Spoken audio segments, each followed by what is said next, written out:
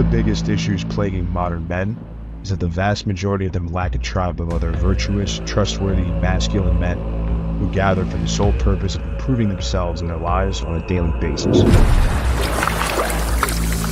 Most men simply float through space, working a dead-end job, only to go home to a nagging wife or girlfriend that doesn't respect them. Their friend circles are nothing but fat, low testosterone losers who are more concerned with what sports teams are playing this weekend and what bar they're going to watch the game at. If these men are lucky enough to unplug from the comforting lies that modern society sells them and decide they want more out of life, they look around and realize they need to get into a better room. That's where a private community of men chasing excellence comes in. Men in our community have all committed to being the best versions of themselves that they can possibly be. They willingly run toward challenges, knowing that pushing themselves out of their comfort zones is the key to unlocking their true potential as men. If you're ready to take control of your life back and curate a network of successful and knowledgeable men, now is the time to seize the opportunity.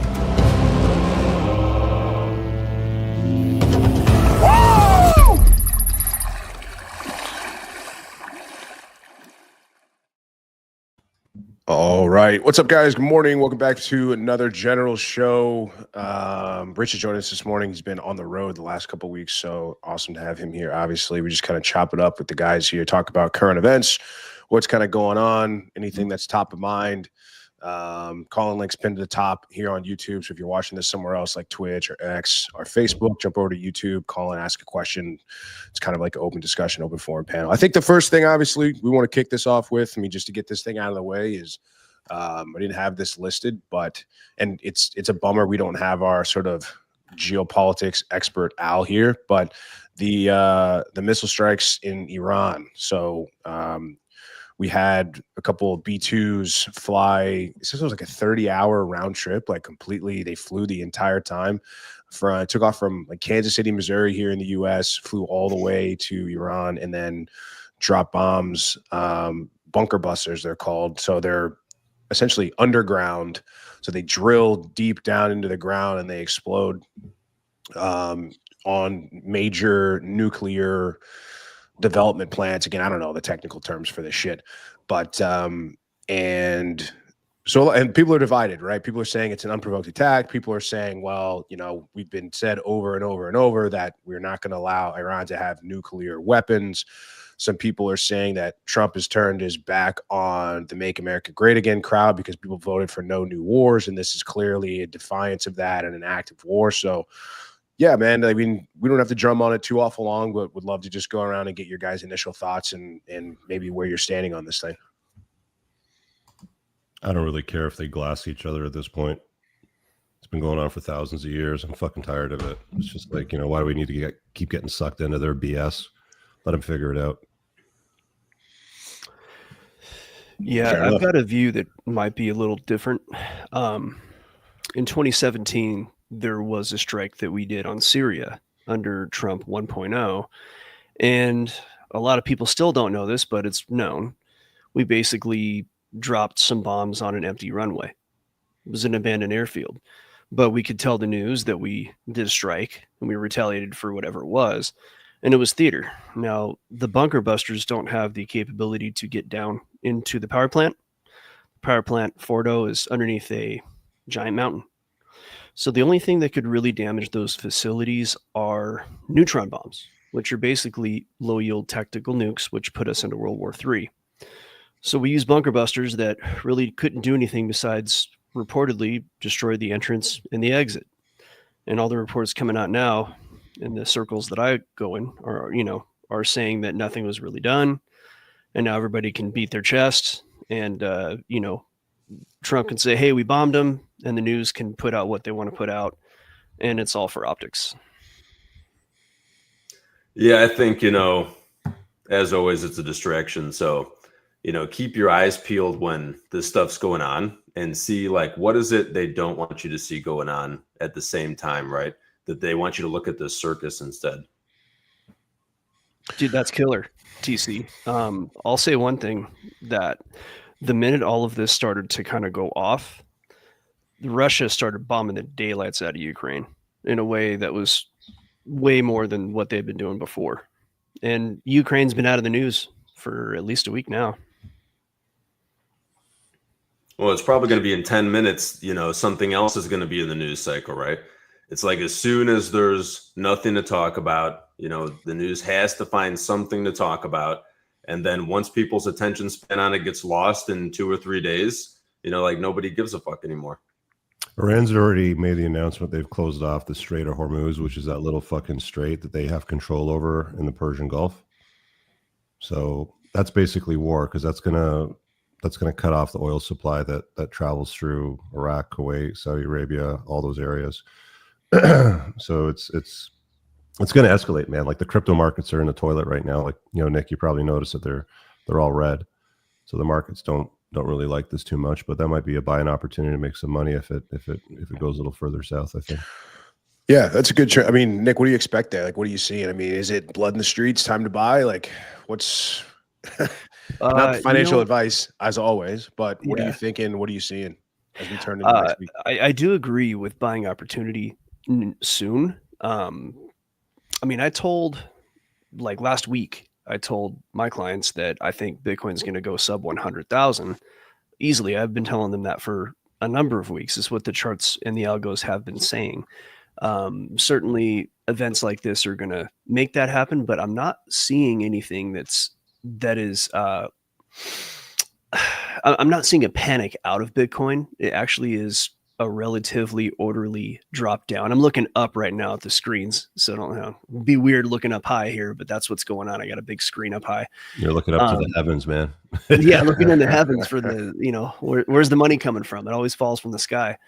But yeah, it's definitely, I mean, there's some downward pressure. There was going to be downward pressure anyway.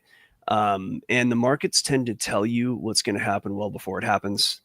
So I would hold off personally on buying any crypto at this time, but I would be poised and ready to buy with dry powder. And I get the feeling like there's something called the 48-hour rule in geopolitics, and you always want to transmute that over to a 72-hour rule in markets. There will be some clarity. A lot of the chest beating may kind of get quiet. Things will change, maybe, hopefully. If not, then yeah, if the Strait of Hormuz is locked down, and maybe take some longs on oil, that would be might be the way to go on that. But I'll definitely be taking advantage as the futures market opens later today. There's gonna be a lot of volatility, so up or down, a guy like me makes money. But I would look for some blood in the next few days for sure. I remember seeing a guy that some people were doing some sort of street interview. Like, I don't know where this came from, but they were asking somebody like, where do you like to vacation? Where's your favorite spot to vacation? He's like, I'll go anywhere that just had like a terrorist attack happen to them because it's really cheap. Like, he's like, I keep my ear to the ground. I pay attention to which countries just got bombed out. And then after like 72 hours, I'll just go book a vacation there for a week long and pay like $100. No, it's actually true, man. There was like a mob hit in the Mayan Riviera. Fucking pronouncing that wrong. I can't remember when it was, like 2006 or 7. Canadians will remember it because it was a Canadian Italian family that was fucking wiped out. They were down there for a wedding, and people were losing their shit, and it was all over the media, and they couldn't sell any spots at this vacation resort. I'm like, this is clearly a mob hit. It's not fucking just like a one-off, untargeted thing. I'm like, I'm going down there. Got a wicked deal. Like it was like 60% off, man. Had a great time. Could be a good strategy. Actually, Rich, now that you're on, I wanted to. I'm see if I can find this. We tweeted something. I'm going to be on for like 45 minutes though, because I got. That's all good. Yeah, no, all good. Like, there's something that I think there was a video that Hormozy put out the other day that I think some people were kind of dogging him for. I'm trying to go through X and find it, but it's a lot of scroll. Essentially, was that the one where Rizal just give your wife whatever she wants? I think it was like, here's a pro tip for marriage, and I don't know if I'm going to be able to find it in time. He said something along the lines of, I know. Like, feed, you'll see it. I'm scrolling. I keep going. Just click the media, and then you'll see like. Okay. Oh, true. Yeah, I don't know how to use this damn site. Let's see here. If I go to media, people got pissed off at me. They're like, there it is. Richie's got more money and a better marriage than you got. It's like, It's only about 37 Like the seconds. school So let me share platform, so I'm not screen gonna and say throw it shit on there. about Hormozy Yeah. too deeply, Or but Mosey, don't shut us down. We love your platform. Like we love using school, but come on, bud. All right, let's see. Here we go. let's just say I I should be would able to share taking the relationship audio. advice from the guy. There it is. Single best marriage hack I ever did in my life. Sit down with your partner and ask them to be. All right, stop there. Stop. Pause. Pause immediately. Sit down with your partner. I know it's Gay Pride Month still, and people like using the word partner, but it fucking grinds my gears. I'm getting sick and tired of hearing it, man. Everybody using partner, just shut the fuck up, man. Seriously. Continue. Go ahead.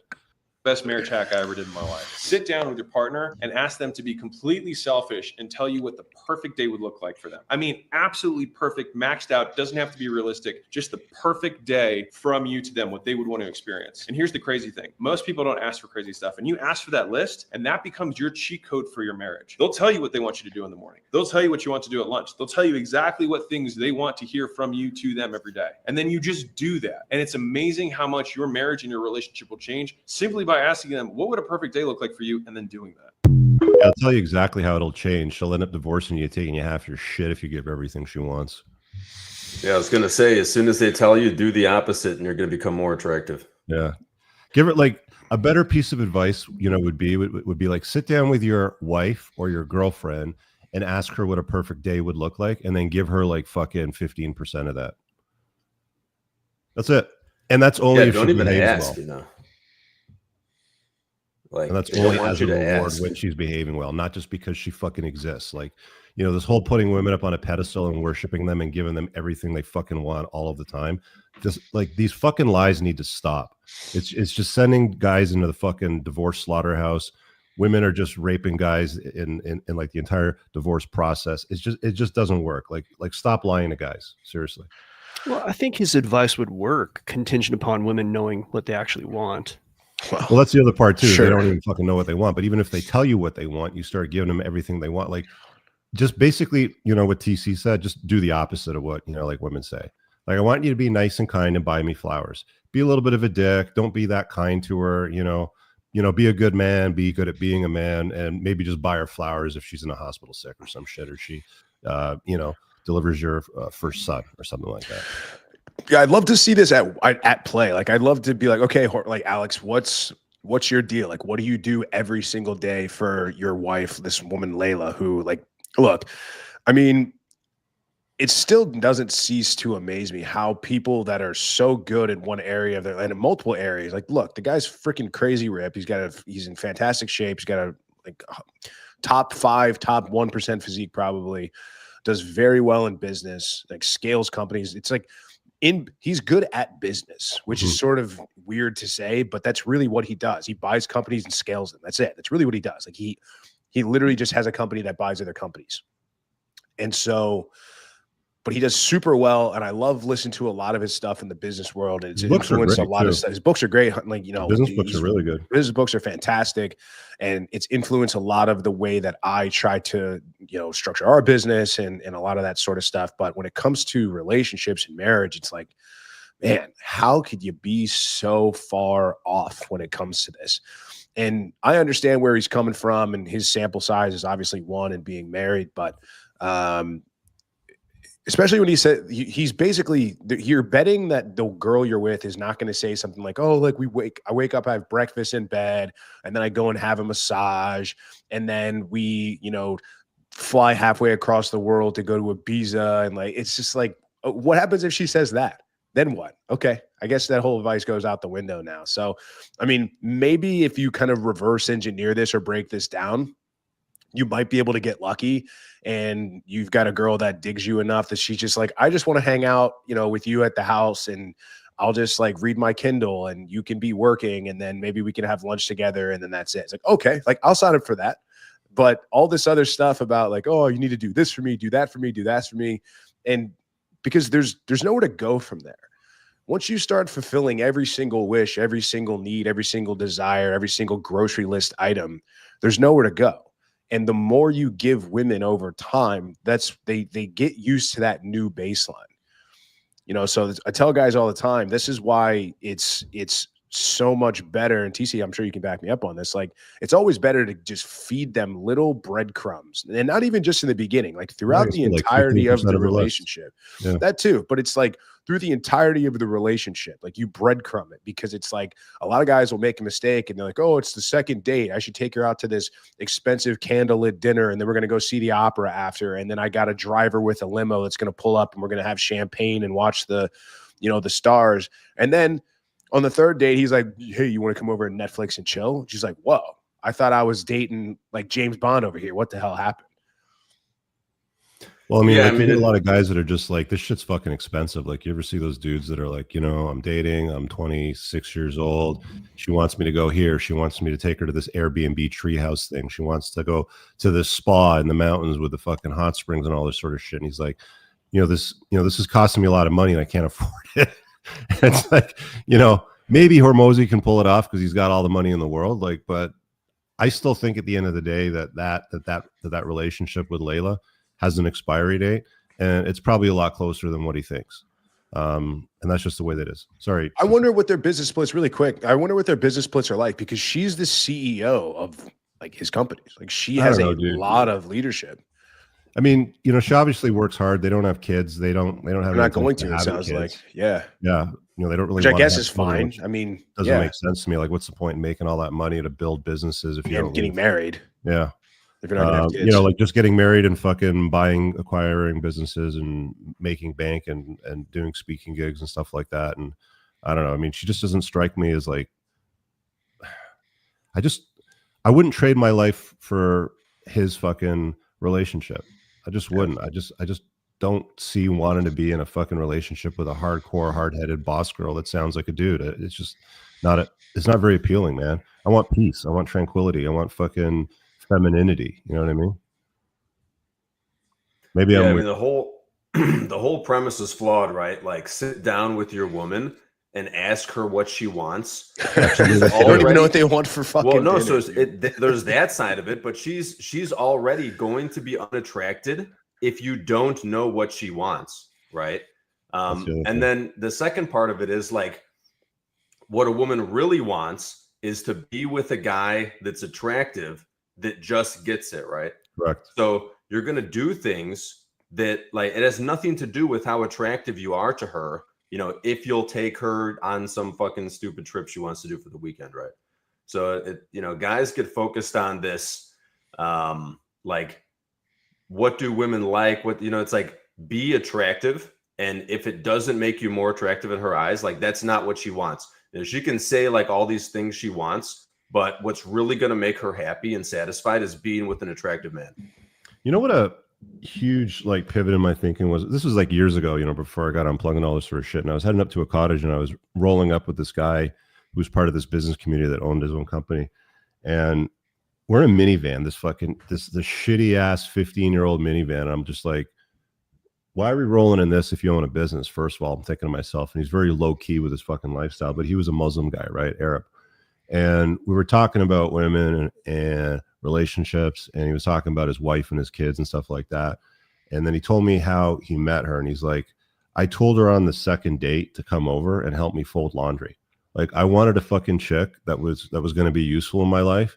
And if she couldn't be useful, and if she couldn't do things that, added value to my life, I wasn't going to be about, doing stuff for her, taking her out, buying her flowers, expensive dinners, all kind of shit. It's like date number 2. I'm like, that's actually brilliant. Tell a chick to come over and fold your laundry with you. And if she's willing to do that, that's fucking wifey material, perhaps. Yeah, I mean, it goes back to what we were saying before the show, TC. Like, I think one of the things a lot of guys miss the point, right? They get so bogged down with what activities should I plan for us? What lines should I say? Like, what things should I buy? What restaurant should I take her to get her to like me? And those are all the variables that they generally shouldn't be focusing on. Like, they should have one plan forward as a man for every woman, regardless of what her level of attractiveness is. That's your constant, not your variable. Too many guys treat that as their variable, and they treat the things like their fitness and their health, their wealth, their ability to lead, their charisma. They treat those as constants. Like, they don't want to change those things. But it's the other way around.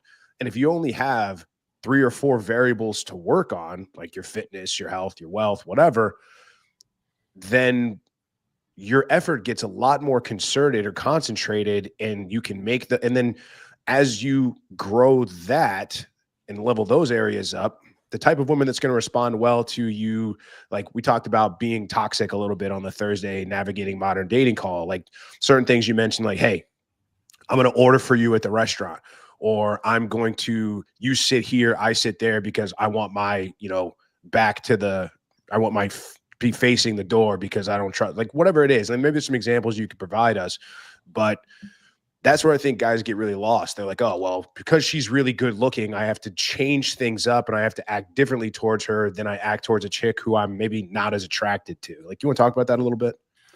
Yeah, I mean, there's a lot of topics in there. This idea of like being toxic does not make you a bad man.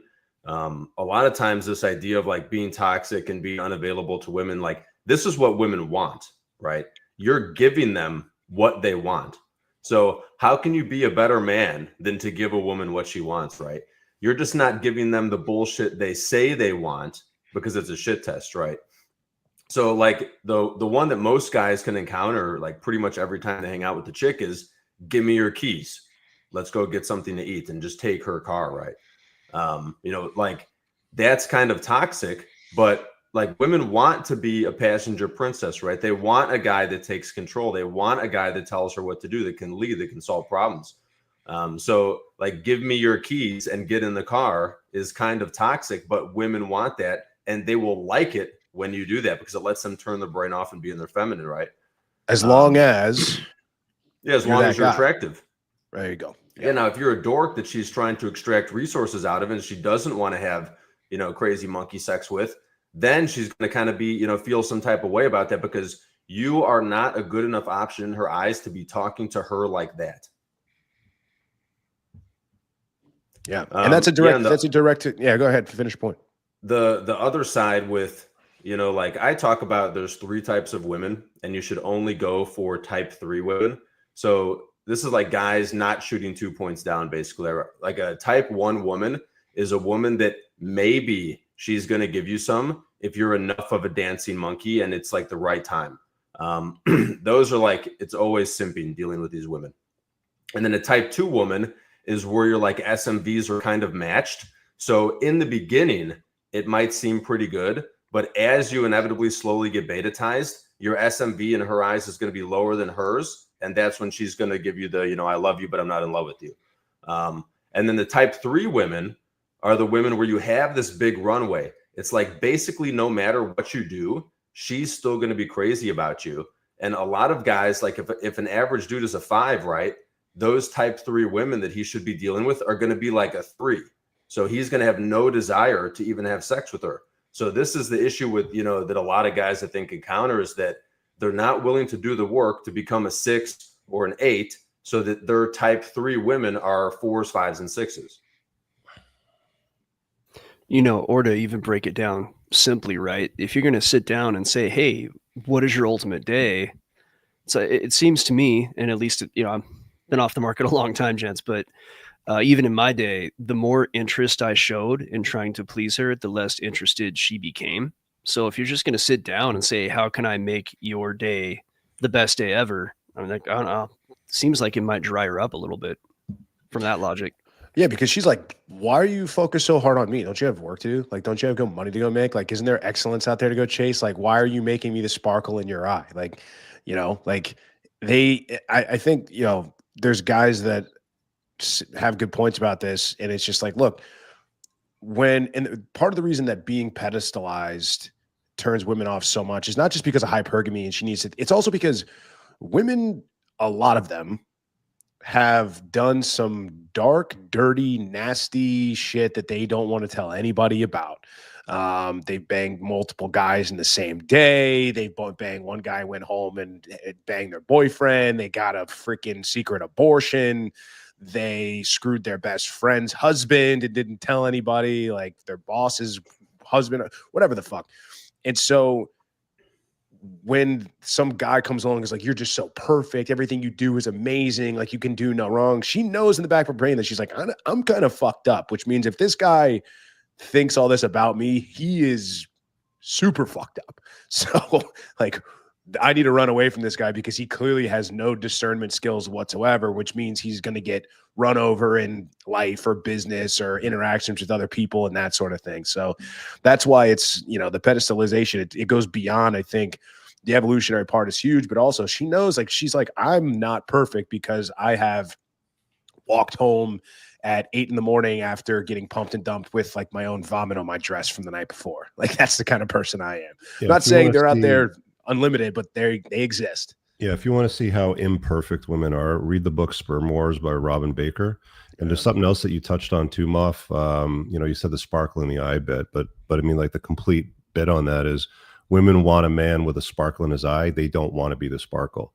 And that's basically what Hormozy's saying. He's like, make her the sparkle of your eye. And it's like, they might think that's cool. That might feel good for them for like the day sort of thing. But at the end of the day, they're just gonna be like, why is this guy giving me everything I fucking want? That's like, they don't even know what they want. Like we already said before, right? You have to basically tell women what they want. It's just the way it is. Like, I wish buying them flowers was like what worked on women. It just doesn't. Like, they punish men that do that kind of stuff to them, that give everything that they ask for. And it's like, if you think that works out, then go take Hormozy's advice and come back and let us know how that doesn't work out for you in like 6 months.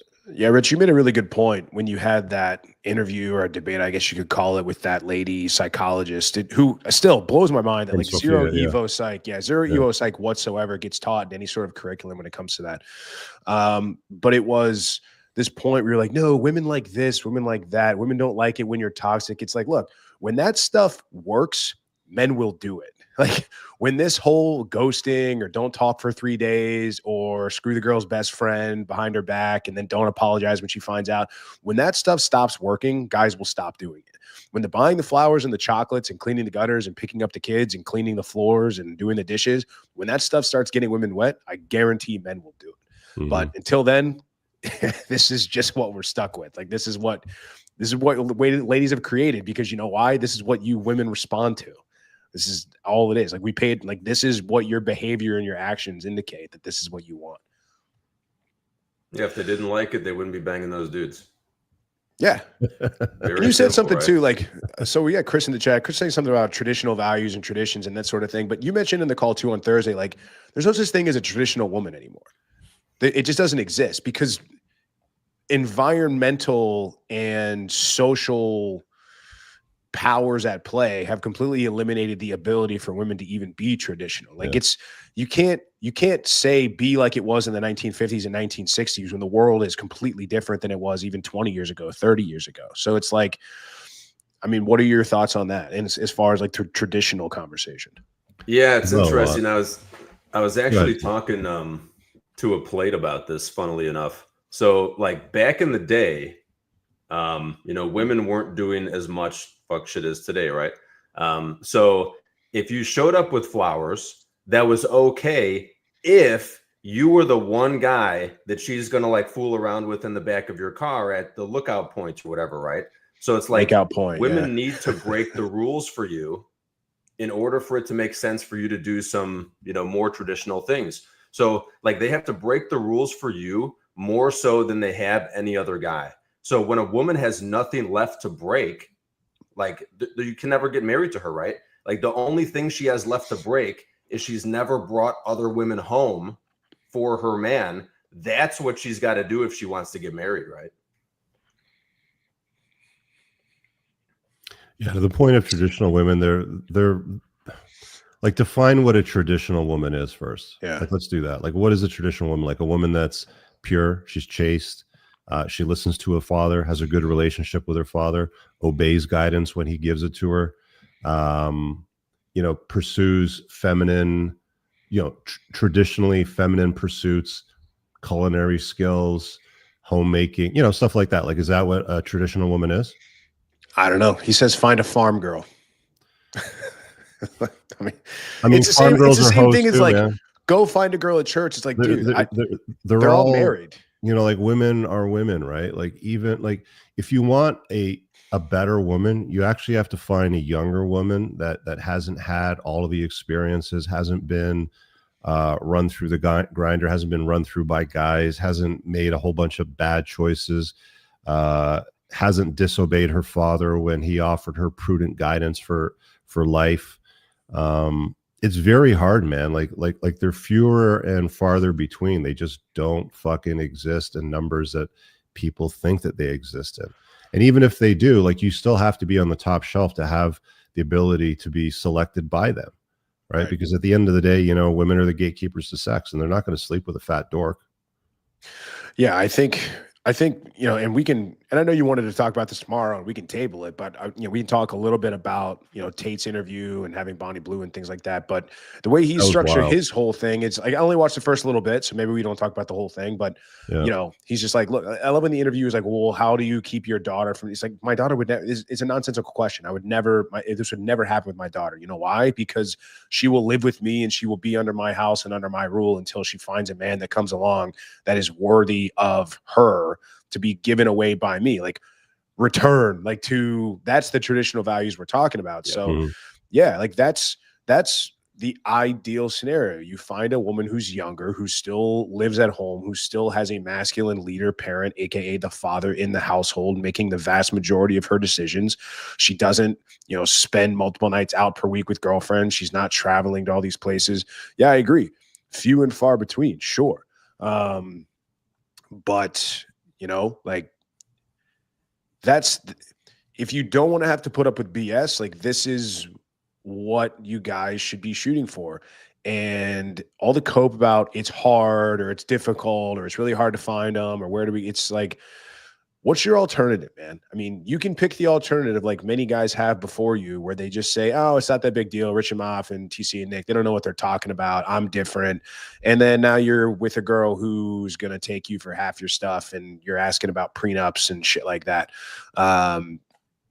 Yeah, it's simple but not easy is something that we talk about a lot. Well, Yeah, the church comment, I grew up in church, heavy All the in time. church. We get that. Yeah. That's, I'm going to tell you right now, those girls are probably just as nasty as anybody else, dude. I wouldn't be trusting the whole find them in church thing. I'm sorry, but yeah, the whole like, you need Jesus is fucking hilarious to me. Because you know, I published a video on Friday because this lady was asking me because her husband wanted to have a asymmetrical marriage. He wanted to open on his end. He basically wanted to exercise some optionality and have some fun, but not ruin the family unit, and still travel with her and the kids and be married and sleep with his wife and sort of stuff like that. And she sincerely asked me, like, can a guy do this without having any kind of attachment to the women that he might indulge in? I'm like, absolutely yes. But when you go look at the comments in that video, you see how many plugged in blue pill beta males are still out there watching my shit that don't think that it's fucking possible. Or they'll be like, oh, you need to find Jesus, this is wrong, or how about just not cheating on her? It's like, this is the kind of shit that men say that don't have options. This is the kind of shit that men say out of like virtue and, you know, like necessity for their own fuckery, basically. You know, it's the whole complicate life, justify why. These guys don't know what they're talking about. Successful, powerful, influential, handsome men throughout history have always been shared by women. And that's just the way that it fucking is. And no amount of, you need more Jesus in your life, or you need to pray harder, or you need to fucking insert whatever your solution happens to be, is going to solve the fact that men and women aren't fucking monogamous. Can they be monogamous? Sure. If men choose it, okay. And a woman can be monogamous if she's with her best fucking option. Other guys become invisible. So it is possible for a guy to be married, have some fun on the side, love his family, pay for everything, love his children, raise them correctly, do all the right things. And from time to time, he gets some fucking exercise. Who fucking cares? Right? Like, what's up with your moral high horse, you fucking dorks? You sound like idiots. It's just the guys that can't do it. And if they can't do it, then their mad. only resort is to shame other people into not doing it. Like, they're the same And guys. They're the equivalent of the 40-year-old, 45-year-old harpy that's saying, like, what does Leo DiCaprio have in common with a 25-year-old? It's like, this moral high horse is just a smokescreen for saying, I want to be the guy that dates Leo. I don't want him to date the younger, hotter version that I could never be. And that's really all it is. It's all a major cope. And man, it's a real shame sometimes, like the business that we're in is making men better, but we can't make them do it. Like if we could build these guys and just say, all right, you pay me XYZ amount of money and I will build you like a robot and you'll be the man. Like that'd be great.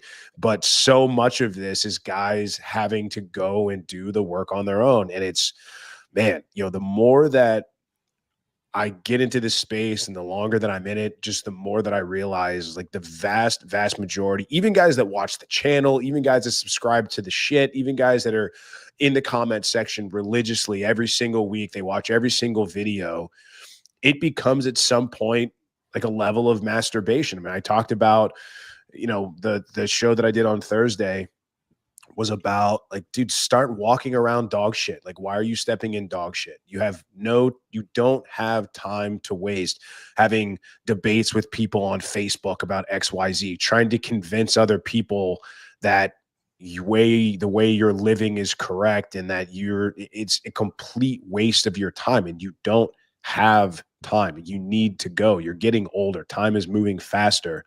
And you're going to wake up tomorrow and be 60 and have nothing to show for your life. If this is what you're going to do. Like you're not going to just wake up one day and say, all right, I'm just going to turn over a new leaf and completely change my life. Like, and that's, part of why we drone on so hard. I know we catch a lot of shit for this, but I don't care because it's something that I think we all truly believe in here. And that kind of goes into like this idea of, I can do it on my own. I'm a Sigma. I'm going to go solo. I don't need to hire a coach. I don't want people around me to do this. Like I'm going to do it on my, and almost everybody that we've seen, whether it's like a fitness challenge that we've run, whether it's somebody that hasn't joined the community, maybe come back later, or a coaching client, almost every single time I've run into somebody that's like, hey man, I'm going to do this on my own. I'm just like, write them off because they're never going to do it. It's the best people.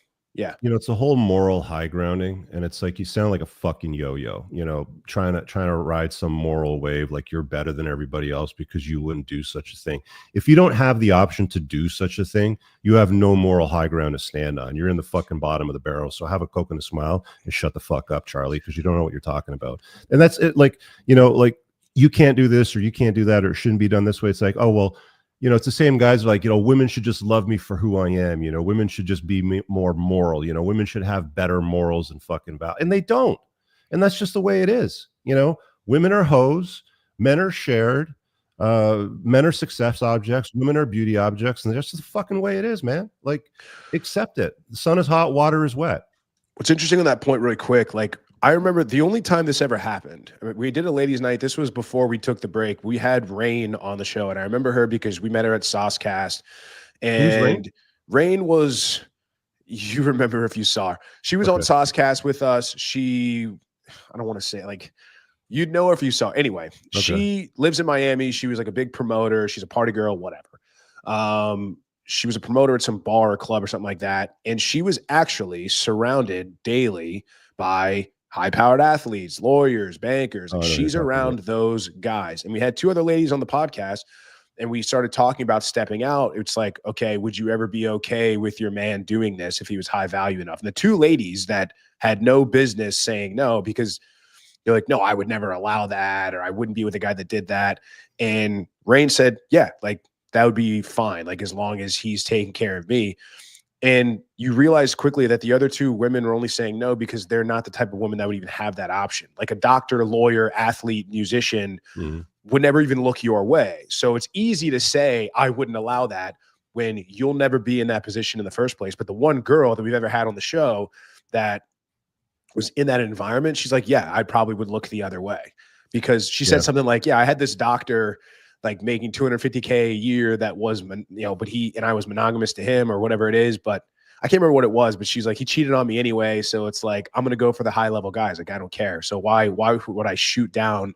I'd rather just go for the high guys that are going to essentially, I'm going to share, but so that was really interesting how that manifests itself. Yeah, maybe I didn't make it like clear enough when I made the video the other day, but there was a couple people were like, okay, well, where's the link to her social? And it's like, why would I share somebody's social media publicly that's asking me a very private question like this? So, to make it clear, she's she's attractive, has beautiful children. They're all small, has a good looking tall husband. They take lots of trips. You know, the stories are all organized, like, you know, Hawaii, Mexico, Cancun, Mediterranean, Italy, fucking what, like, you know, like their life travels and shit. Why would a woman that has everything that she wants with a guy that provides, that's been with her since the fucking get-go, walk away from that? And there are women that do it, right? Like there are women that say, fuck this guy, he's not loyal, I'm going to go find somebody better. And it's like they end up in this vicious cycle of good-looking, high-value guy after a high-value guy that isn't loyal to her, that fucking steps out and she thinks that she's going to do better the next time, racking up more dick, being a hoe. And it's like, that's just the way that things go. And you know, it just grinds my gears when I see women that leave perfectly good men that tick off just about every fucking box for them, and they do everything they possibly can for their family and their children, and they rape them through fucking divorce court because they have a little bit of exercise on the side, right? Like you know, you're gonna like set aside, you know, your hurt feelings, which I'm not, you know, taking away from the women. Of course, you know, you're gonna feel a little bit hurt or whatever. Get over it. But you're fucking ruining your children's lives. Like, it's a decision that women make, not what men make. Men want to stay. You are ruining the fucking lives of your children by robbing them of their father. And then you probably are going to introduce them to some dork that's a stepfather who ends up spending more time with those kids than he does, putting their fucking health and welfare at risk, because we already know by the data and the stats that the riskiest thing that you can do to small children is put a non-blood relative in that fucking household around those kids all the time. That's where you get fucking boys and girls that are raped by stepdads and stepbrothers and stuff like that, because they're on some fucking high moral horse, like, he's a bad man, so I'm gonna fucking divorce rape him and take all of his shit. Shut up, Becky. Bad fucking move. You're ruining your kids' fucking lives. Stop fucking doing it. I'll die on this fucking hill every fucking time. The man loves his family and his kids. You're in the wrong, bitch. And that's just the way that it is. Couldn't have said it better myself, man. I mean, it's something, it's this myth that just won't die, regardless of it's common in Europe. Evidence that are played before. It's common in most parts of the world. It's just accepted. It's only in North America where we overtly declare monogamy and then we covertly act adulterously, right? Esther Perel talks about it all the time. Very fucking smart woman. She gets it. She understands. Yeah. But women are the empathetic sex. They are more in tune. They're better for children. They're, you know, the peacekeeper. They're the lifeblood of the family, and all of these things that are sold to us, which used to be true, used to absolutely be true. But, you know, again, in talking about just the baseline sort of summation of the interview that Tate had with Bonnie Blue was all about, this is the result of feminism, right? This is what happens when you let women run wild and you give them ultimate freedom over their decisions, over their agency, and they're able to make these choices. Sex work explodes.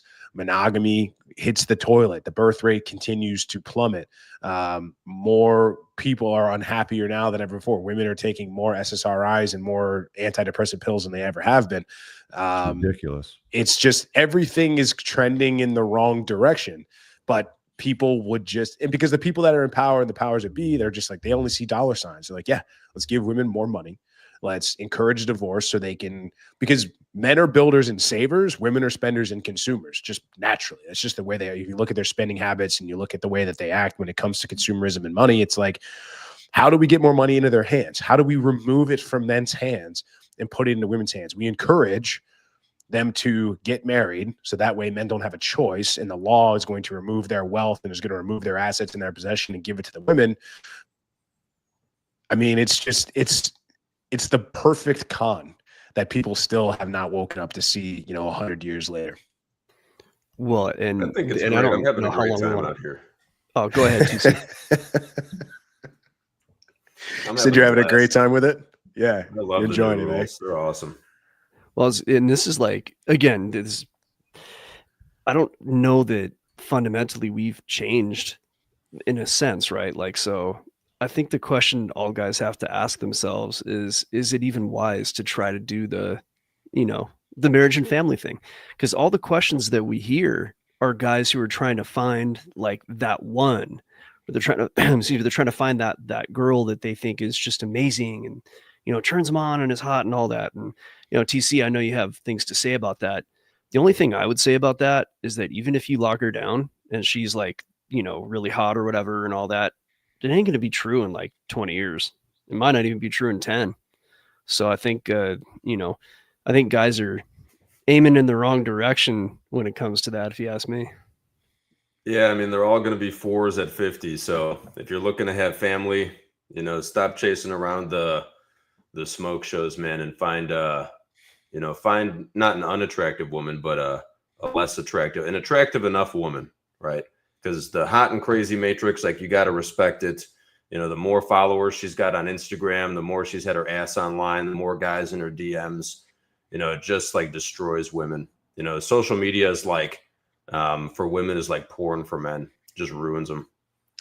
Why do you think guys are still so One inclined? other thing too, man. I just want to fucking say this about these high virtue moral fucking cocksuckers out there too, because like the stats are very clear. All of these like biblical Jesus religious guys, 70% of you all watch porn, which is cheating anyway. Like in your head, you're watching this chick. It's basically cuckoldry cheating. You're watching another guy drill a girl that you'd want, and you're married, and you're talking about being on a high moral high horse. Shut the fuck up, you jerk off. Hold on. Preach. What I was gonna say. So why is it, do we think, even guys like, because we see this all the time, guys that have been through a divorce, guys that have been dumped, they come to the content, this and that, they want to, like, a lot of guys get married again, a lot of guys have kids already, and they're like, I don't want to have more kids, but I still want an LTR. Like, guys are still so drawn, and we talk about this a lot. Like, we talk about how LTR is game on hard mode. We talk about how there's really, we don't really see a point in doing a monogamous LTR if the goal is to not have kids. So like, why are these guys continuing to do it? Like, they want the easy route.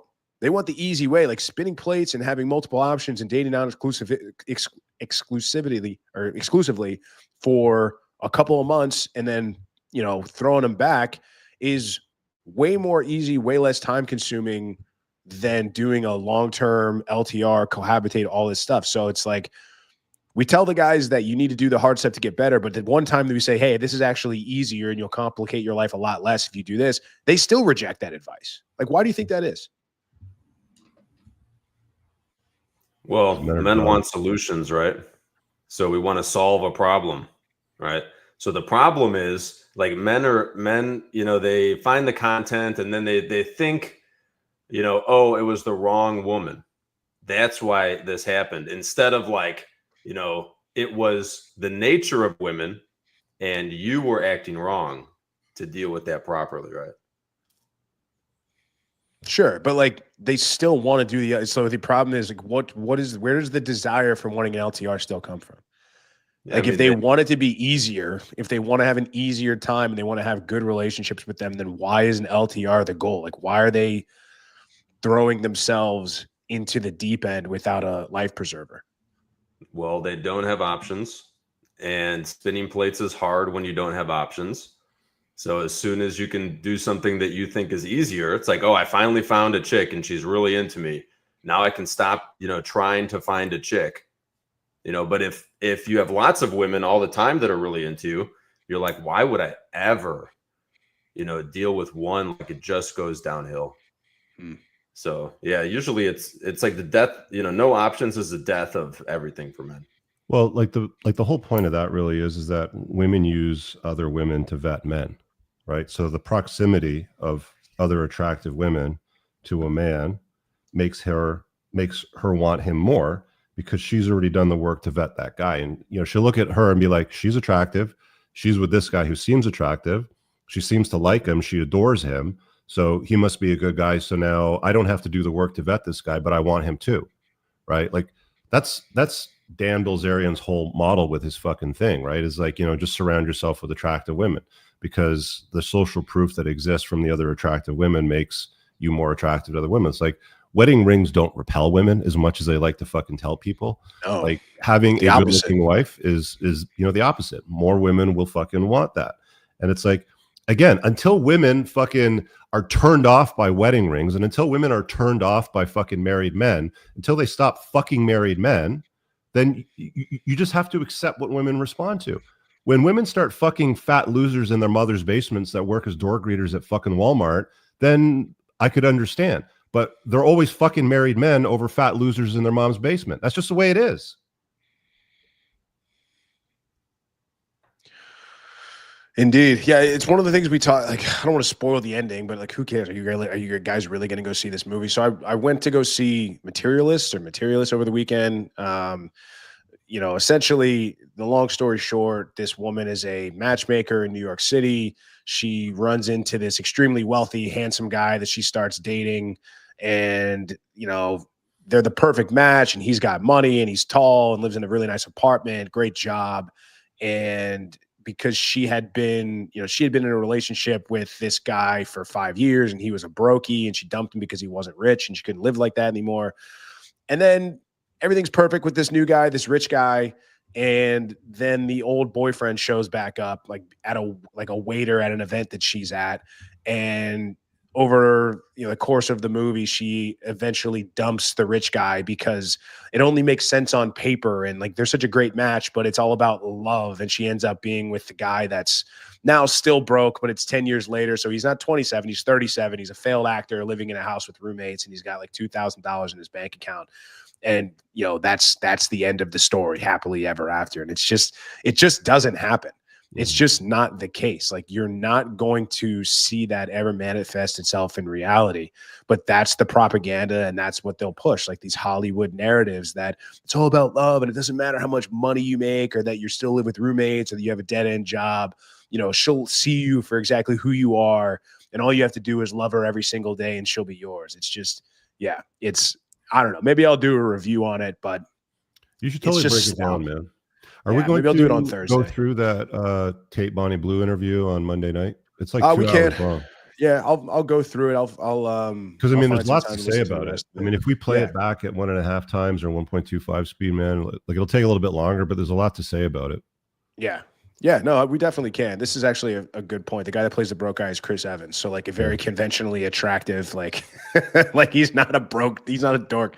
So it's like, yeah, of course the guy that's, the broke guy is actually, conventionally attractive. But yeah, we can definitely talk about that. The only thing I had, so far on that, like, is just the point that I made before about how this is what feminism has allowed. This is the fault of, what can you expect when you give someone completely unbridled freedom who's never had it before? And this is the outcome that you get.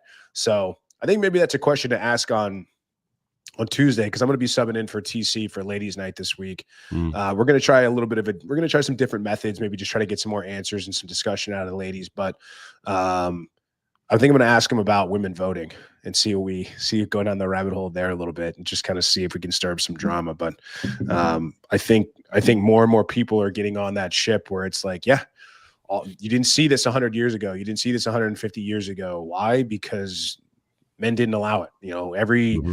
Every civilized society since the dawn of time placed limits on women's sovereignty for maybe this particular reason. And we're seeing it play out in real life. So definitely some good talking points there. Man. There's no question about that. I'm gonna let you guys wrap up the show. I got to get some stuff going on. Right on, Rich. Good stuff. I'll see you tomorrow.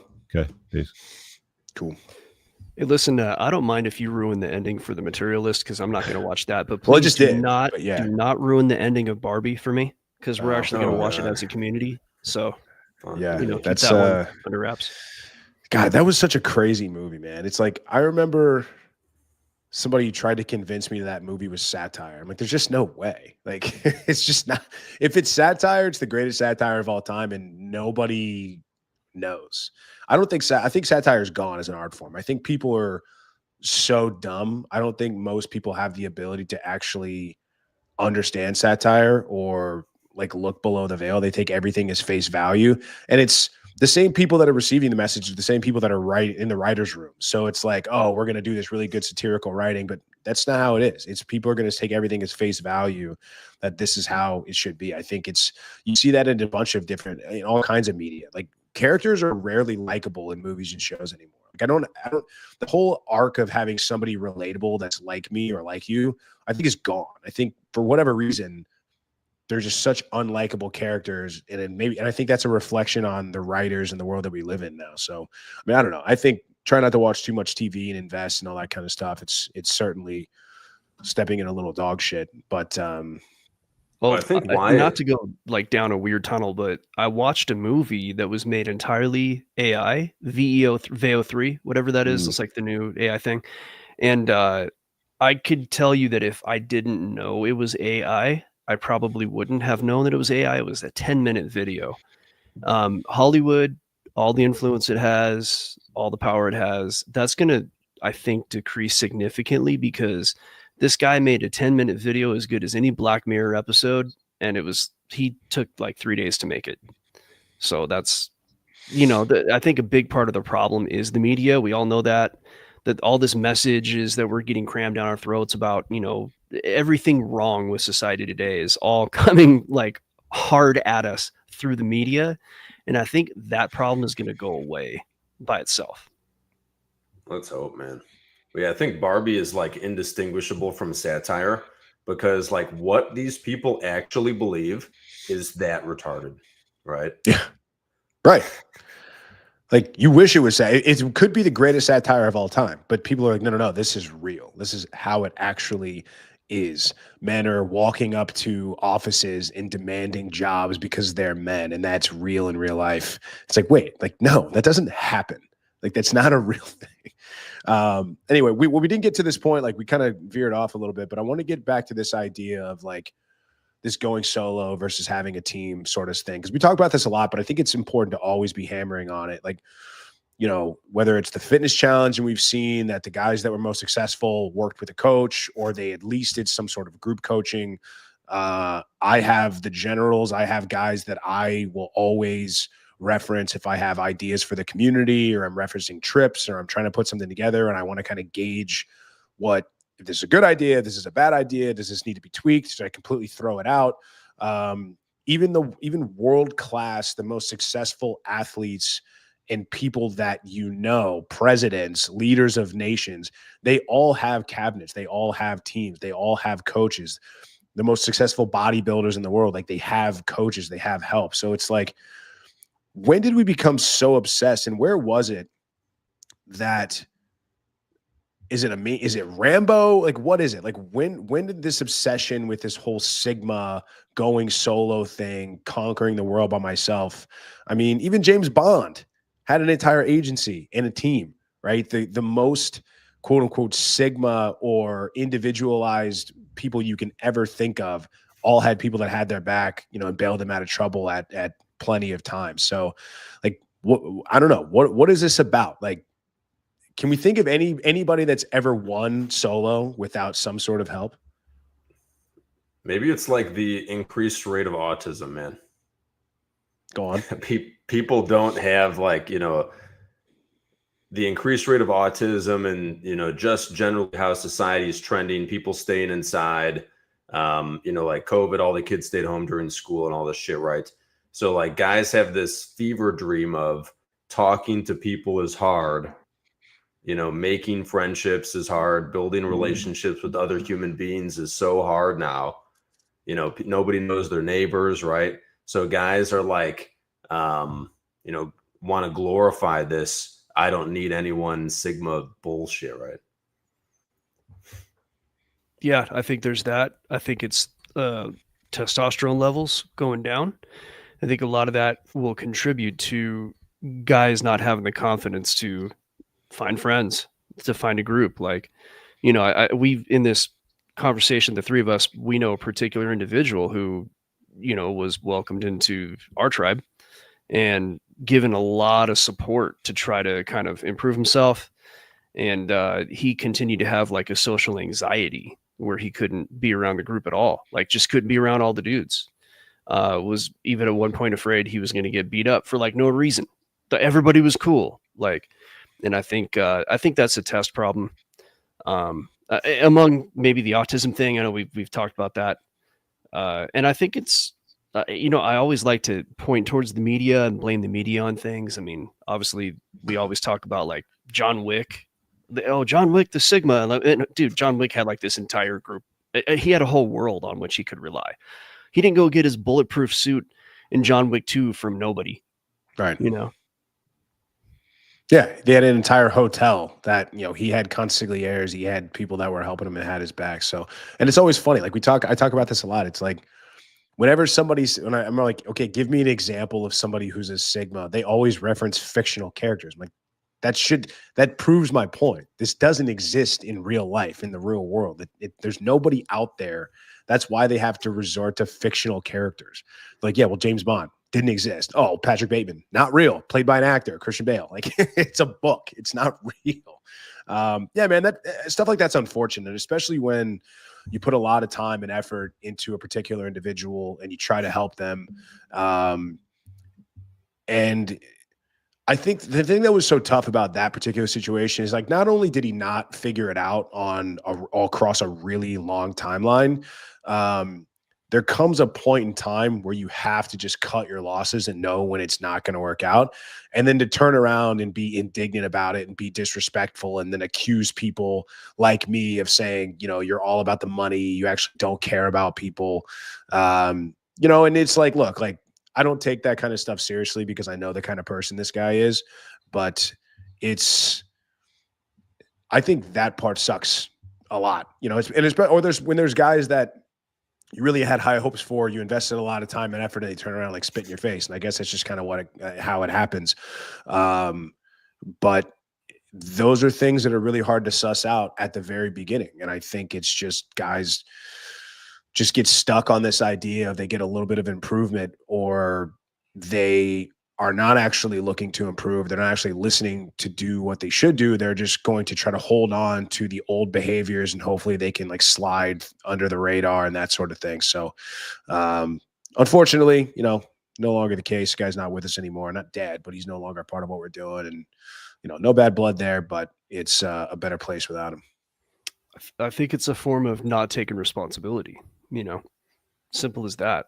And I don't want to just sit here and bag on women, but it's feminine behavior. Totally. I mean, the commonality, I mean, he was raised in a house of women. He's like, I grew up around women my whole life. He's like this sort of brotherhood, this sort of chain of command, this sort of male bonding, so to speak, for lack of a better term, something super, super foreign to him. And I think that's what's really tough when it comes to things like this. It's you really never know when to pull the plug on something or someone, because I don't know what the perfect timeline is. You can look at this with anything. You look at this with a work project, with a job, career, a relationship, anything where it's like you could always be just one hit away. You could always be like, this is the last, you know, there's an image that went around a long time ago. I probably wouldn't be able to find it, but you have two guys that have pickaxes and they're chopping, you know, through this ditch or this hole, and there's diamonds on the other side. And one guy quits right before if he had just get one more hit, he would have found the diamonds, but they show him pitching and walking away, and the other guy is still kind of going after it. So it's like, you really never know when it's time to pull the plug. You could be one hit away from diamonds, or you could be 10 million and you'll never get there. So that's always a really tough sort of situation to be in when you've got to use those discernment skills and you just don't know. But I've started to really, and I think more guys should do this, I've really started to lean into and trust my gut when it comes to this kind of stuff. If something is up and if it's time to pull, if I say, you know what, like, I think it's time to pull the plug on somebody, then it probably is. There's not ever really been a time where I've said, hey, this needs to be cut off, but I'm going to give it the benefit of the doubt. Like, I don't think I've ever been proven wrong in that aspect, or I've never been really pleasantly surprised. Like, hey, I was going to pull the plug on this guy or this relationship or this job opportunity or there's business. And if I just waited a couple more months and then it actually worked out. So I don't know if you guys have any experience with that, or what are just ways that you try to gauge, you know, where you're giving your time and effort, at what point you're getting diminishing returns, or if it's really just a crapshoot. Well, what you just explained is hire slow, fire fast, right? Indeed. Very useful life lesson. I'd imagine, TC, you're probably applying that in dating. Like, you learn to sniff crazy out pretty quickly, right? Yeah, I mean, it's like, you spend a lot of time screening, right? And that's basically, as soon as, a woman, shows you that she doesn't respect the mission that you're on, where you're going, there's no saving it. There's no convincing her to do so. So you just go your separate ways. And, prior to that, you spend a lot of time screening. So it's hire, slow, fire, fast, right? It doesn't mean being a dick and going out there and breaking women's hearts, but you got to see what they're about before you're going to give them, more. And then, if they're not, and it's not like, oh, she got, she had a hissy fit and, second that happens, she's a good woman. Otherwise, she's out the door. It's like, once she's shown you she's not interested in being on your mission, you go your separate ways, right? Like, let her go find a dude whose mission she wants to be on.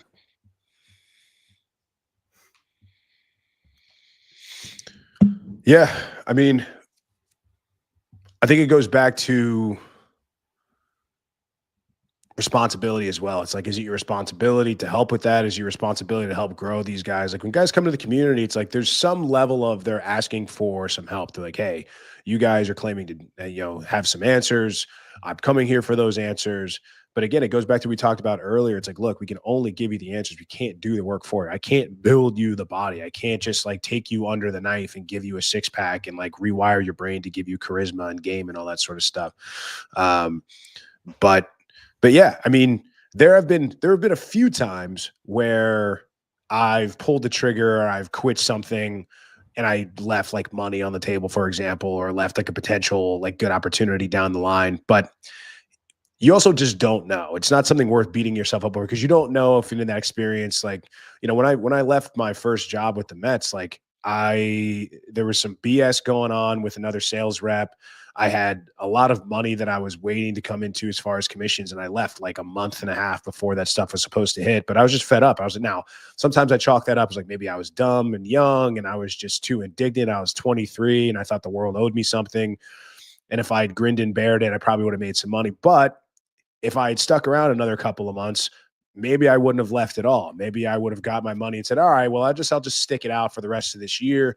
And then that would have completely altered any life path that I've been on since then, because that would have changed. I mean, that's butterfly effect. It will completely change every other decision you make or put you in another universe entirely. That's why it's like, I also tell guys not to give too much stake or not to think too much about, I wish I had got this information when I was younger. I wish I was red pilled at 25 instead of 45. It's like, you just don't know. You don't know what your reaction would have been. You're telling yourself, like, if I was 25, I think the same at 25 as I do at 45. It's just not the case. You're not, I mean, past a certain extent of an age, maybe. But there's really no use, because you just don't know what you'll do with the information. You don't know if you'll reject the information. You don't know if you'll be in the position to actually step up and use the information at that time. So it's just take what you're at now and go forward the best you possibly can. I mean, most guys did get the information so it's like when you get the information after a train wreck, that's when you're ready to receive it, right? Like, most guys spent most of their life looking at women that they want, being with. Hold on. There you go. I'm fucking muted there. Yeah. Most guys spend their life. Most guys spend their life looking at women they want with guys that treat them in a way that they think they could treat them better, right? So like, if you're ready to accept this information, like, it's right there in front of you. This is the reality. If you were ready to accept this information, you would start emulating the guys that are getting what you want, and then you'd start getting what you want, right? But you're like mad about it. Like, oh, I can't believe that, she doesn't want to be with me. She's with this guy and he treats her like this. Why, she says she doesn't like it. Why does she keep going back to this guy? It's like, it's all there right in front of you, right? You just haven't gotten wrecked hard enough to be ready to receive this information, to be ready to accept reality, right? Yeah, but even if guys get wrecked super hard, like, some guys will never get out of the rage phase. Like, your point is, like, they'll never, I think, and that might be the ultimate hack. That might be the ultimate test. It's like, because for me, I didn't spend a lot of time in that phase, man. I spent, I think maybe a couple of months. maybe a couple of months doing like, I can't believe she did this. Why the fuck? But I had already sort of been watching the content before me and my ex chick had even broken up. Like I found Rich in like September, October. And I think that I was watching his stuff. Like she would go to work for the day and I would just watch YouTube all day.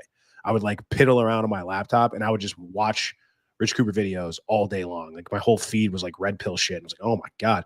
And so in a way I was kind of preparing myself for the inevitable. I kind of knew it was going wrong, but I remember like I was going out dating within a month of that. Like I was still going out and I was like, dude, it was hard to date in New York right when COVID going because you couldn't go indoors. It was the middle of the fucking winters, like December, January, when I was single, when I started being single again. And you hoped that the restaurant you were going to pick or the bar you were going to take a chick to had good enough heat lamps where you wouldn't get frostbite by sitting outside. It was a nightmare, dude. And so, but I think a lot of guys, I think maybe, and I don't know if there's any way to prove this or test this. It's all theory and philosophy at the end of the day, but the less time you spend in your rage phase, the better you're going to be in the long run, because the sooner you can get out of that, the sooner you can get to work and the sooner you can actually make it work for yourself. But the longer you stay mad about it, you're not going to do anything. If you're mad and you're ruminating every single day about how somebody fucked you over, screwed you over, and that's consuming you, you're distracted, right? You're distracted from actually doing the stuff that matters. Unless you can somehow, and most guys don't do this, but some that do find success, unless you can take that anger and that heartbreak and you can turn it into gasoline that fuels your tank and fuels your engine. But for the most part, like guys just let it consume them. Yeah, I think deep down guys know that, like they. You muted yourself again. First time on the podcast, eh? Still muted. Yeah, there you go. Audio issues. Yeah, so I think like, that rage phase, like they're not mad at reality. Like they think they're mad at reality, but like they're really mad that they now know they have a bunch of work to do. Right? Like that's what makes them mad. Yeah. Well, yeah. So I think this goes ultimately back to taking responsibility, right? Because if you are going to not do something or just be mad because somebody screwed you over, well, guess what? It's your fault for letting them do it. I mean, learn from it. Maybe somebody hoodwinked you. Maybe you trusted somebody, whatever the case might be. Okay, learn from it. Move on. Go live life. Like, it's not the last time you're going to get screwed over. I can guarantee you that. Like, just, I don't know. I had a similar work scenario and I dropped that job with 15,000 left on the table because I was in a sales situation and I was the top guy there and I was being treated like trash because the boss was just some old mean Italian bastard. It's probably why we didn't get along. I'm Italian too.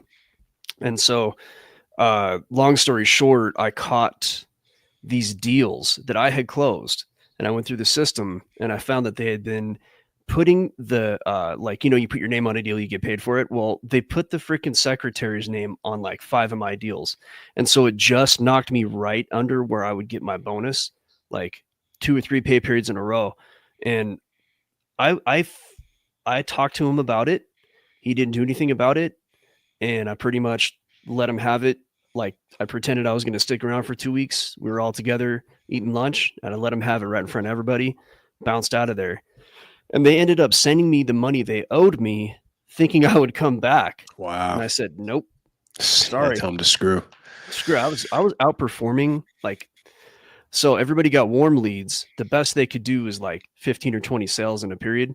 And I was doing like 35 with cold, warm, everything. So they screwed over their top guy. I'm not sticking around. That's bullshit. Yeah. But a lot of guys would come back like, oh, they gave me the money. Like, and I think these are the same kind of simps that would come back to, being treated badly in a relationship too.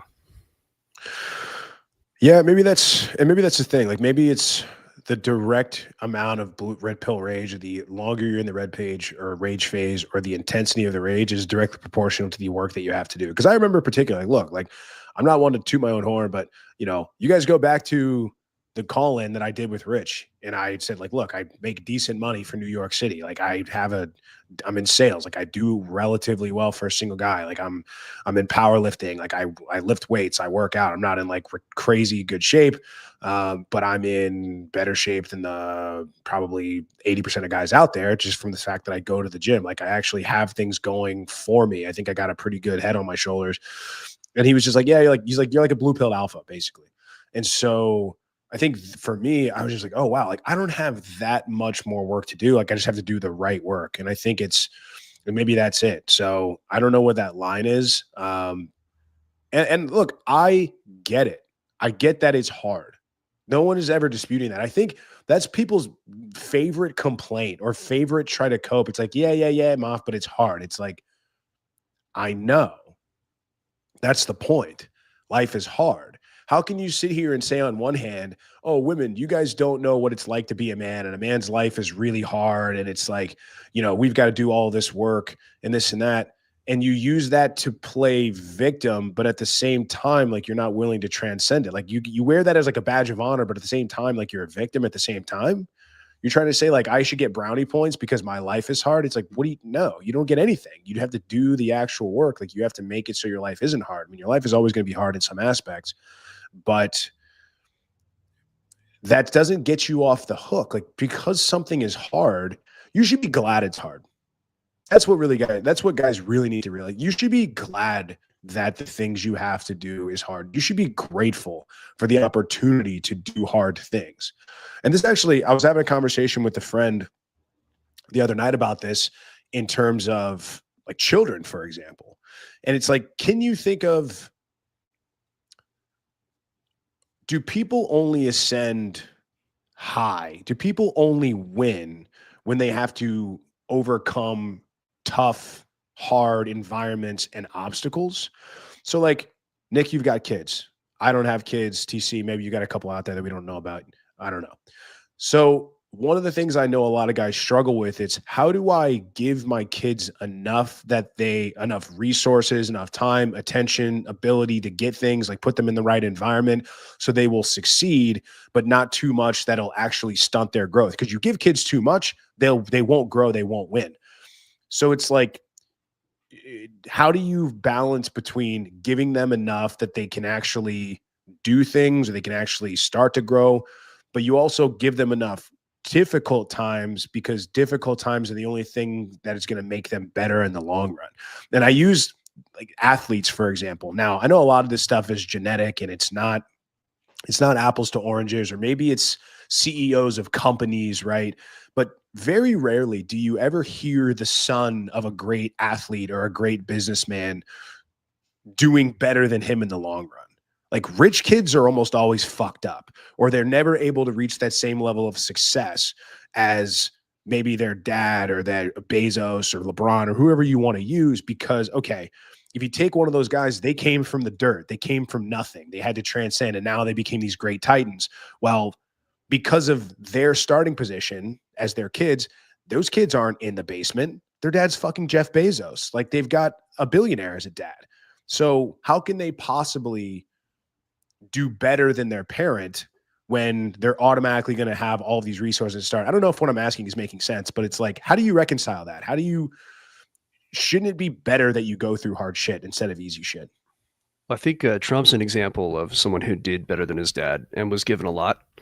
So it can be done.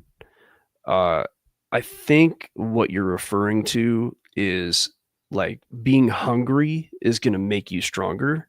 And I've experienced that in my life personally. How do you instill that on your kids? If you're successful, my kids are very young. Right. So like my 3-year-old, ways to go. What's that? So there's a ways to go, right? Before you have to be faced with a lot of these dilemmas. I just make him do stuff himself. Like my son, my daughter's really little, but my son, like I'll make him, like he gets really frustrated when he can't figure something out, and I'll just be like, figure it out. I just make him do it, and he'll cry, and I'll say, okay, well, you're not going anywhere until you do this.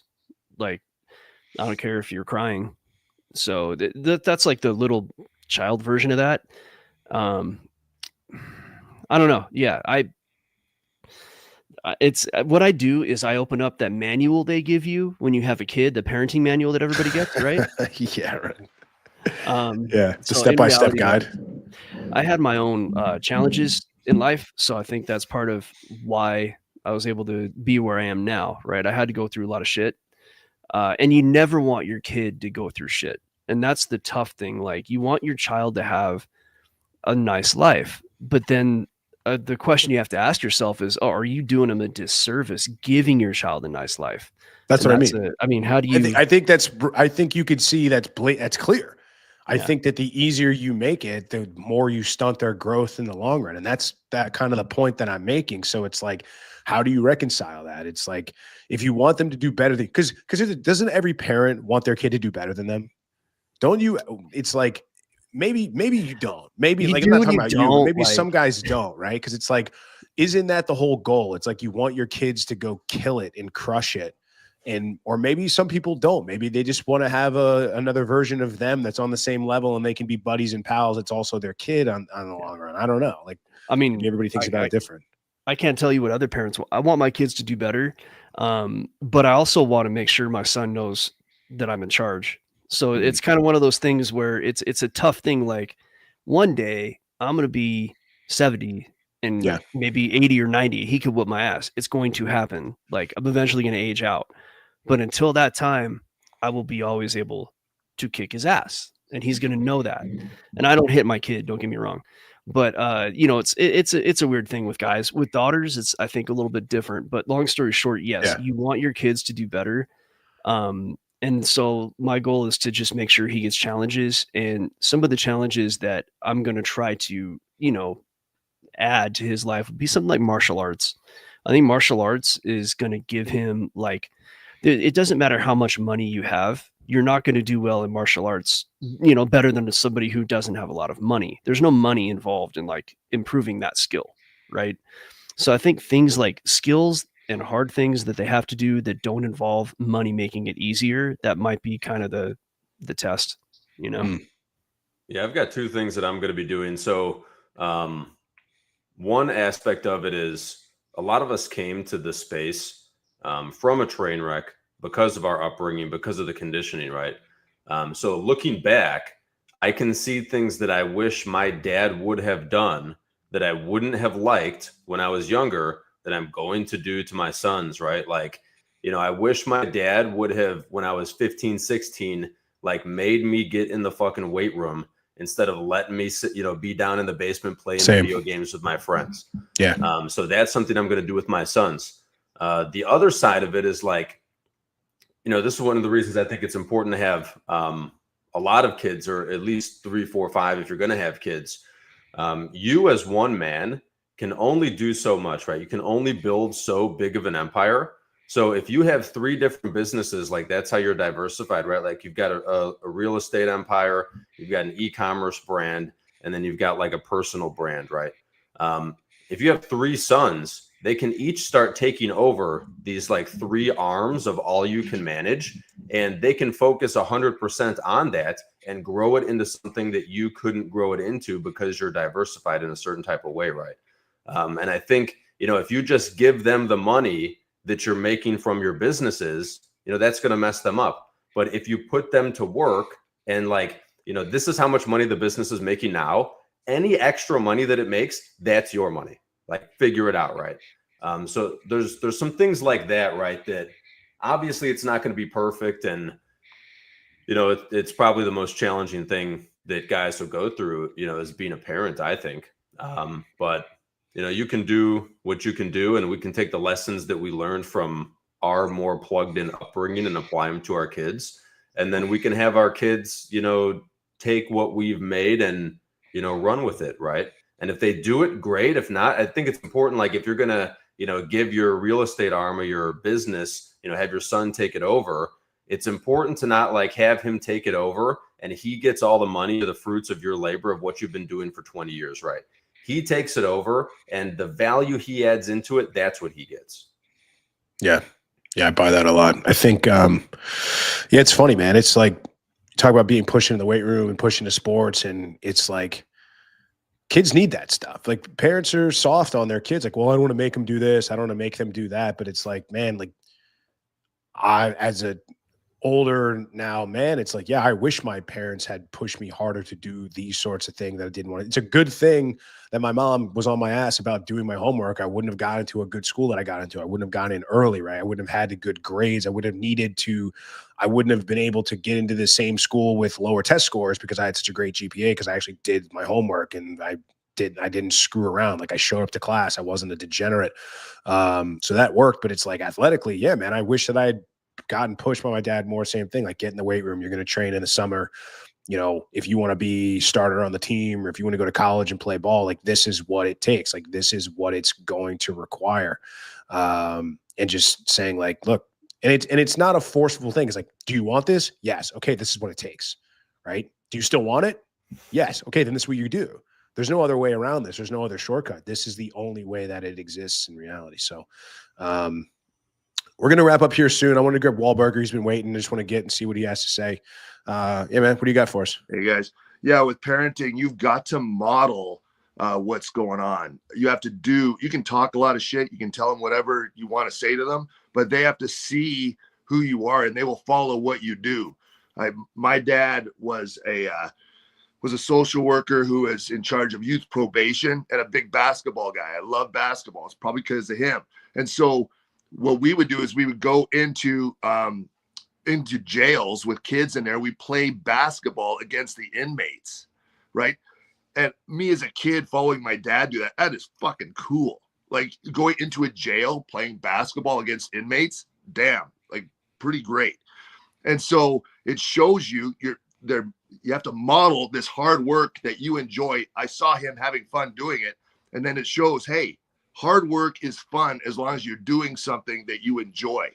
So now today, I'm doing that same kind of coaching. I've got my own basketball program, making sure my son is following. And it's hard work.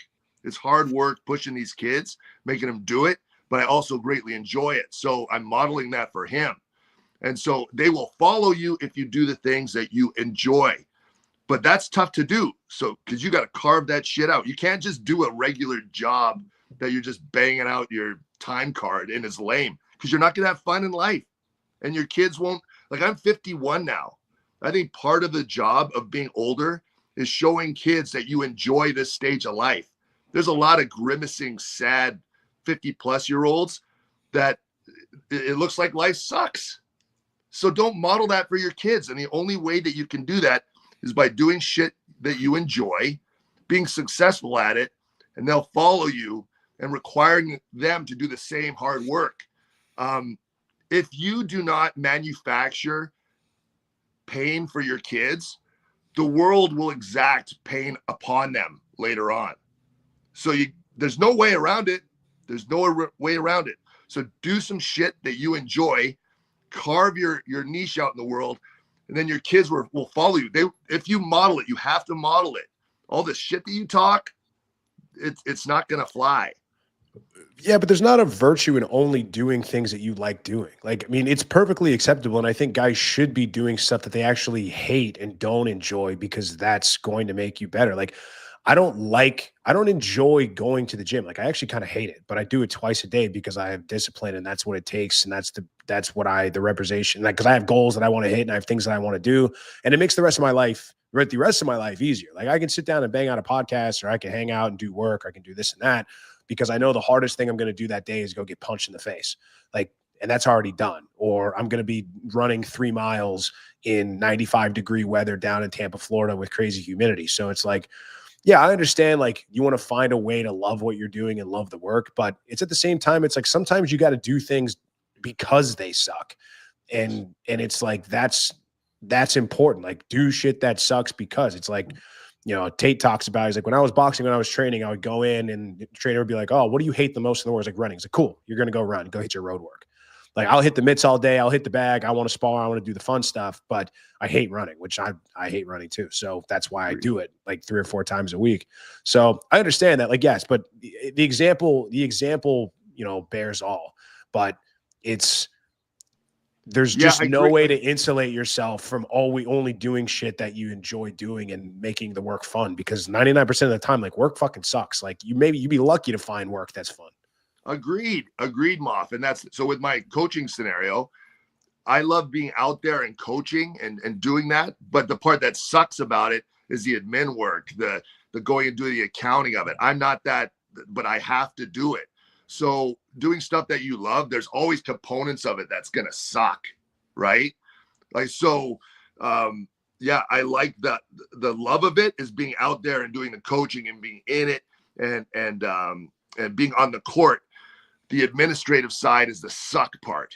And so they still see me doing that, being behind my computer and sending out whatever I need to do and doing all the administration and organization for it. That's the shit. But so if you do something that you really enjoy, there's always going to be that part that sucks and you got to tough through it. That's the lesson as well, right? There's never a job that you have that's all just beautiful and wonderful. Even if it's something that you love, there's a part of it that's shit. Yeah, I'm gonna jump in right here. So it doesn't matter what you do in life, there are always going to be challenges. And I think the way that your kids, and especially how your son sees you handle it emotionally, is what they're going to learn from. Like, kids, from what I'm seeing, don't really learn from instruction. They learn from observation. So you got to be the example. And if like something happens, like it could be as simple as you spilt the food on the floor, and my wife might be like, I'll just be like, all right, clean it up. You just deal, man. It's just, life has challenges. And if you get really upset about them, then that's just is what you're just going to be upset. Why be upset? Just deal. And so that's, you got to kind of just chill, just whatever, man. Handle your business. Don't make it a big deal. Don't make it significant. And don't be only dramatic. Men do that. Only men do that. Men do that right. Women can't do that. But a lot of men don't, man. A lot of men don't. That's the problem. So as a man, that's what you like. A lot of men don't do that. Seriously, they whine, they complain, they this, that, they sulk, they act like women. Just don't do that. Yeah, get it done, right? And women will coddle till the end of the time. Like, they will coddle their kids into destruction. Like, they just won't stop. So only men are the ones who can provide that objective work ethic and make it look fun. It's just how it goes. And women and kids, they will gravitate towards strength. So if you are going to be somebody in a household and not do the TC thing, or even if you are, especially if you're going to do the TC thing, quite frankly, you got to be a rock. Like, you can't be emotionally fragile. And, people in general will gravitate towards that kind of strength.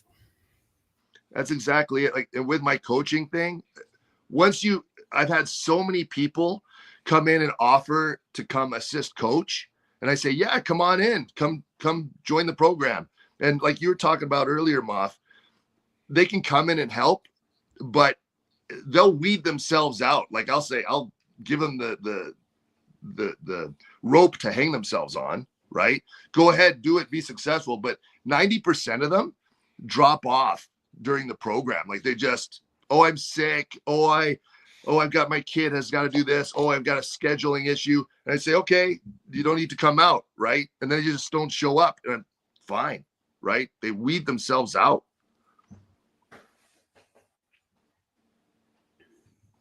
Yeah, indeed. Thanks, man. Appreciate you jumping on as always. Cheers, fellas. Have a good one. See, TC, anything to add from that? No. We're going to start to wrap up. So if you have any final points, yeah. Yeah, it's good stuff, man. I don't know if Rich will be on every week, but it's always good to have him pop on. I know that he likes to get out and about and do shit on Sundays. So had a couple guys that were traveling and missing in action this week, but we'll have them back next week. Actually, I don't know. We'll have to figure it out. Like, we're going to be on the Brotherhood guys are going to be on a trip. A couple of us are going to be doing a Tough Mudder. Actually, I think we'll probably punt next week because I'll be in the air during this time, I'm pretty sure. So no show next week, but coming up this week, tomorrow, Rich and I are going to do Chopping It Up. I guess we're going to talk about Tate and Bonnie Blue. Can't wait. Tuesday, we have Ladies Night. I'm going to be subbing in for TC this week. He's got some work things going on, so I'll make my debut since we debuted the new host. Guessing Wednesday Rich will do a show, and then I will be on a plane Thursday So maybe I'll pre-record them office hours doing a review of that movie, but TBD on that. So tune in on Tuesday. We'll have and then we may have something. I'm working on something with Spencer and a potential collaboration for Ladies Night and another similar show that's out there when it comes to ladies panels. So I don't want to give too much away before things are finalized, but we're in the works about talking about the potential collabs and doing some stuff so we can grow the channel, grow the business, all that sort of good stuff. So if you want to see more of these guys, join the School of Unplugging, attend their Zoom calls, ask questions. We have multiple calls throughout the week. Each of these guys do their individual calls. Nick does his twice a month, every other Monday. TC does it on the third Thursday. Come and ask all your questions. Also, we have, I do a Monday Q&A, just hanging out every Monday. Rich does one after chopping it up. So tomorrow, if you guys join the School of Unplugging right after chopping it up, we'll do a Ask Rich Anything show. We also do that Wednesdays at 7 a.m. Coffee with Coop. So really a ton of opportunities to get involved, ask Rich questions, be part of this for only $50 a month. Plus, goes without saying, all the other additional content on all the pre-recorded stuff that Rich and I created, and opportunities for a lot more. And if you want to be around these guys and meet them in person and do cool, fun, hard, difficult shit with them, then join the Unplugged Brotherhood. You can all view all of our communities down there, the bottom ticker, entrepreneursandcars.com/community. So with that, we will we'll break there. Again, no show next week. So the next time we'll see you guys will be in July. But have a safe, happy rest of the month. And remember, as always, do the work. All right, guys. If you enjoyed that podcast, make sure you visit my website at richcooper.ca to learn more about my courses, my book, The Unplugged Alpha, community, or booking me for private coaching. Also, if you are a Canadian with $15,000 or more of credit card debt and what you are doing right now isn't paying off the balances, then visit totaldebtfreedom.ca and hit get a free quote to see if you qualify to settle your credit card debt for less than you owe today over the next 48 months. Make sure you check out the top pinned comment on YouTube for all the links mentioned during the show. Peace.